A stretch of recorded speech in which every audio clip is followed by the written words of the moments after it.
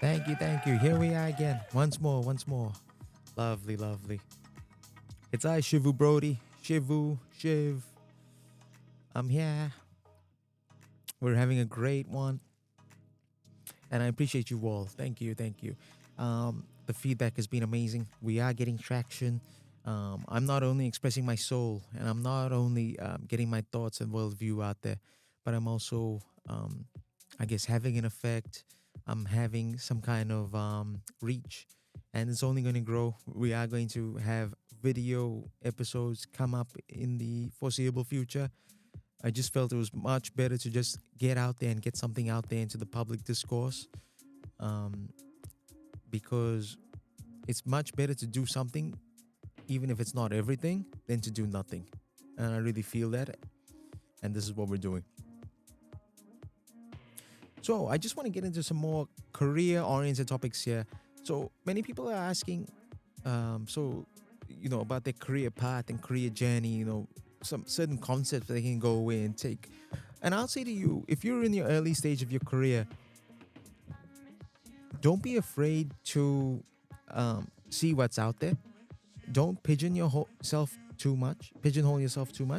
You need to give yourself a little bit of a career exploratory phase after college. Firstly, it's just logical. You just don't know what you're good at. You don't know what you're truly interested in. Like for me, I know I interned at a big bank while I was still in college, and I'd interned at also a telecommunications company as well. Just as part of my degree, we had to have a internship before we could get our degree, so that was quite useful. But you don't truly know what it is that you like or you're interested in, and the beauty of the banking and financial services and all of commerce really is, the beauty of it is that you can be who you want to be. You can be an auditor if you're very detail oriented, and you like that forensic aspect of checking and vetting. You can be a banker, and when I say banker, I mean a banker in the true sense. You're doing lending. You can be a relationship manager. You can be a credit analyst. You can be anything you want to be in this giant field. We have the greatest scope out of any major or education category. Those in commerce and business have the widest net, and you can really go as far as you want to be too. If you look at the Fortune 500 companies in America, overwhelmingly, the vast majority of CEOs of the 500 biggest companies in America are all accountants by trade. And obviously they're not accountants at that moment in the senior position in the C-suite, but they were accountants by trade. They understood the balance sheets and income statement and cash flow statement, and they understand the inner mechanics of the actual running of a business. Being an accountant, I think, is the most surefire way of actually understanding business, because you're taught the actual tenets that really go into it. It's the most, I guess, far-reaching of all the trades. Like accounting as a trade is the most far-reaching. You can be an accountant who specializes in manufacturing companies, or you're in consumable goods companies, or software, fintech. As you go along, you learn all the drivers behind that industry. You develop a shorthand, and you become an expert in something. So what I'll say is, coming back to it, don't pigeonhole yourself. Give yourself the first 5 to 7 years. You need to give yourself a chance to explore different departments, a chance to really explore different kind of industries as well. I used to think about in our parents' days or our grandparents' days, you took a job at a private company. It was kind of expected that you stayed with them for 20, 25, 30 years. Most people would actually have their pensions tied to that company. They would stay with them till retirement age. It was a different time back then. Now we have the freedom, we have the liberation to go out and look for our own jobs and not be tied to a company for life. We have that liberation. We need to enjoy that freedom. We need to enjoy that aspect of, hey, I don't need to be sitting here in a team or a department that I'm, becoming disenfranchised by or disenchanted with. I can just get my CV, log on to Seek or LinkedIn, and go away and look for different opportunities. We have our enfranchisement now. We have our sovereignty over our career. Take advantage of it. Don't sit there and say, "Oh, I'm not having the best time. I'm not really feeling what I'm doing." You have um, that sovereignty. Go ahead and keep that, take that to heart, and do something with it. And I would say don't commit to anything unless it's like, seriously, unless it's like the graduate program at a major company where you're having rotations and you're going to different departments. I would say to anyone in that early phase of the career, and the early phase, let's say, is the first 10 years, do not go and commit too wholeheartedly to any company or any role. You're going to pigeonhole yourself too much. You're going to be too niche. You're going to not be able to try different things later on. Because keep in mind, when you get to a certain stage in your career, when you're earning, you've gotten a couple pay rises, for example, you're not going to be able to chop and change that easily. This is something that one of my dear friends actually has a problem with. He's working in a department that pays well. It's in the compliance side of things. It pays well. It's quite stable. It's just boring as hell. There's no other way to put it. That's the most scientific way I can describe it. It's boring as hell. But he's there. He's there because it pays the bills well. But his heart is not really into it because there's only so many times and so many ways you can try and motivate yourself to do something that's not really that intellectually stimulating. And I do salute the people who can go out there day after day and check into their jobs and do that despite not being interested in. Those people are commendable. They're really commendable because I know that sometimes I may struggle with that. I want to feel like I have some sovereignty over the work I'm doing. I want to feel like I'm contributing to something that's worthwhile, that's interesting to me, that is something that I don't have to check out of mentally. I want to feel like mentally uh, invigorated by the work I'm doing. And for those people who don't feel that and can still go in day after day and do their job, it is commendable. And I do have to tip my hat to you because um, uh, in some ways it's a remarkable skill.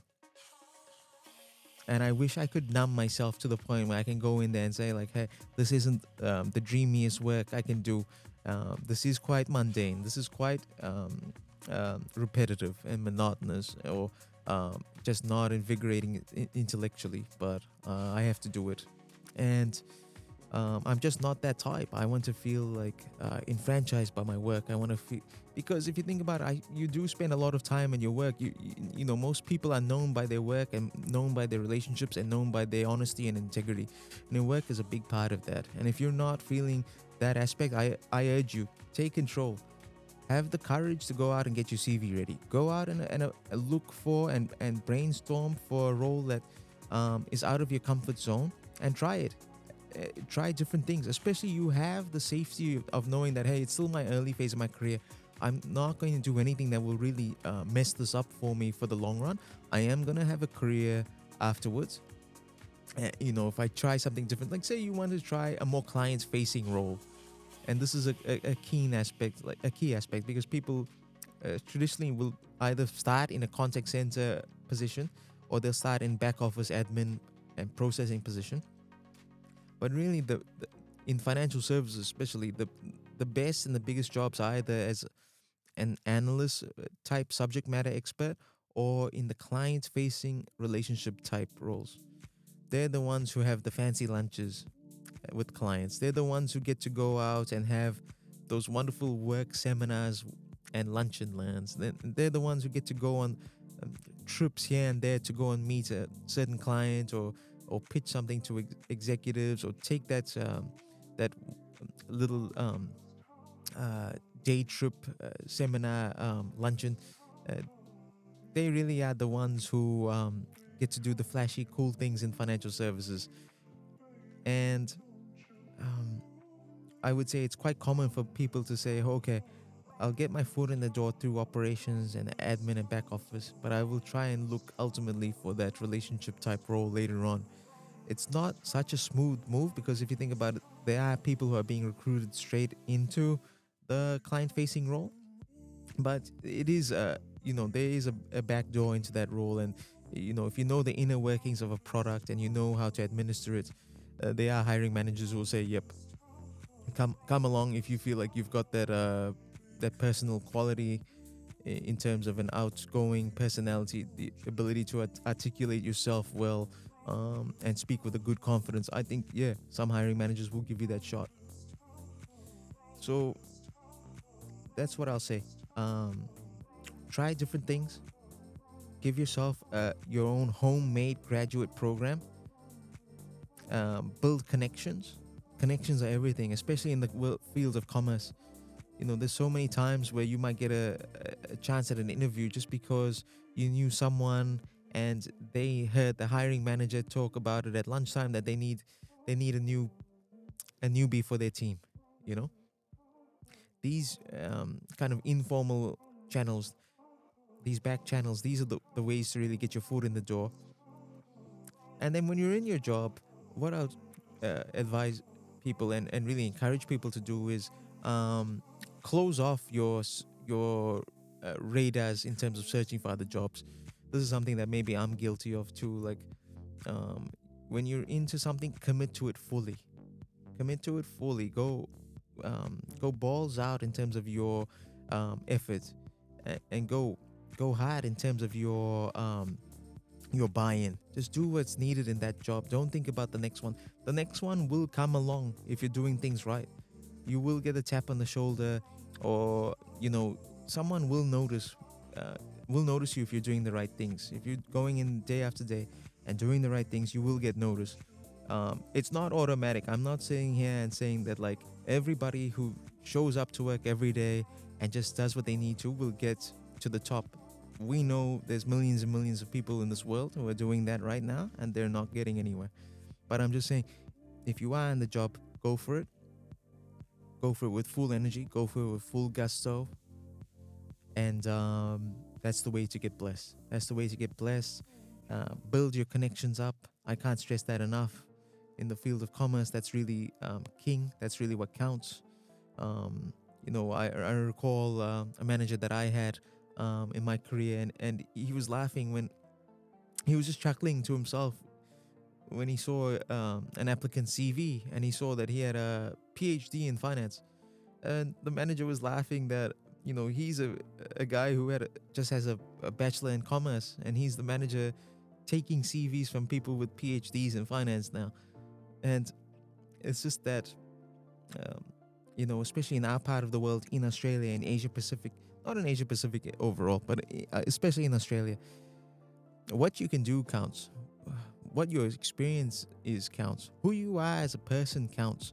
It's not just your education. You could have, the most fancy degree from the fanciest college you can think of, but it won't count as much as someone who's gone to a local college or a TAFE, a government institute like that. It won't count as much as that person who's learned skills from work experience. That is really the epitome of the Aussie way. Um, we don't care so much about what it is, or employers at least don't care so much about where it is that you studied or what you studied. It's have you been able to get into a job? Have you been able to contribute? Have you been able to pick up some skills there? Have you become proficient in this process, or that specific niche system proficiency? That's really what's at hand. That's really what's at hand. That's why it's confusing for some people who come here from other, I guess, more traditional or archaic job markets, where it is linked, inexorably linked. Where you studied and what you studied is linked to how uh, your career goes. Like if you say, "Oh, I went to this university in Singapore and I did this degree," that's going to be directly affecting what role you get. There's no doubt about it. But here in Australia, it's a little bit different. It's a little bit more of a human quality that's involved. People are hiring just based on personality sometimes. I've seen that. It's certainly a thing.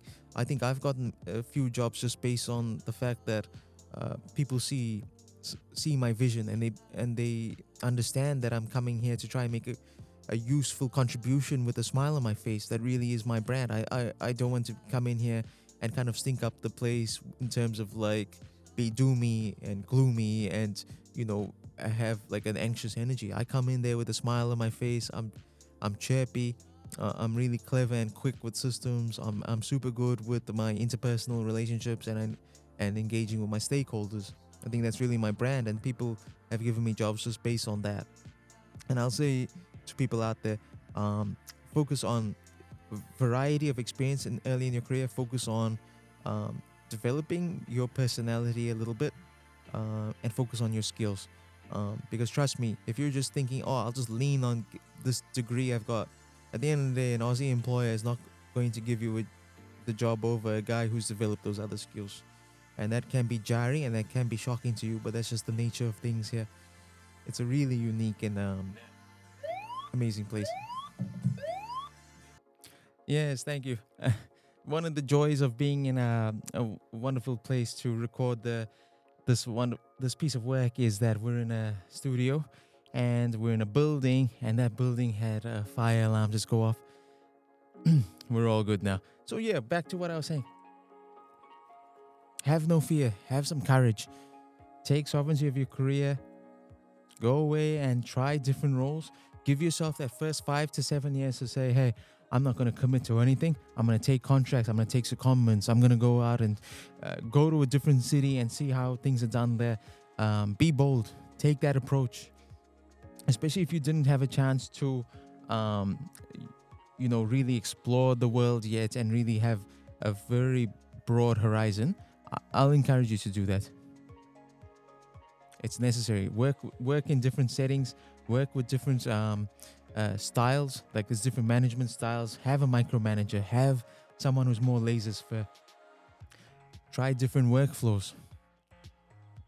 Just inculcate yourself in different settings. Then after 7 years, 8 years, say, hey, okay, I've tried this. I've tried back office. I've tried client services. I've tried, reporting. I've tried data analysis. Okay, I've tried a couple different things. This is where I really feel my bread and butter is. This is what I feel, firstly, I'm interested in, and secondly, I'm good at and can be better at. And you need to take those two traits and really hold them close to your heart. You need to say, I'm interested in it, and secondly, I'm good at it and I can get better at it. And then you go forth from there. That's really what I feel out of, as someone who's, done well and had that variety and had that wonderful chance to have a varied and robust start to my career. I can go ahead and say that that's the way to do it. Because I still will have conversations with friends who've been at a Big Four accounting or a Big Four bank or consulting company, and they've kind of just been pigeonholed a little bit, and they yearn to go out and try different things. They yearn to have that variety and experience that they just weren't afforded. And in some ways, they've advanced their careers a little bit more in terms of trajectory, but they've also haven't had the sheer quality aspect that one draws from their work, that one draws from trying different things and learning more disparate fields. So I'll leave you with that today. That really concludes what we're trying to say. Keep smiling, keep being positive. The forces for good are far more powerful than the forces for bad. Keep taking your vitamins, take a long, good walk, talk to a friend, and try and do something good. We are the forces for good. We're the ones who are going to count. We're more powerful than the forces who are negative and bringing us down. And we need to remember that. And good luck to you all out there in your careers. And this is an ongoing thread that we'll continue later in time. Thanks kindly. Shivu Brody signing out.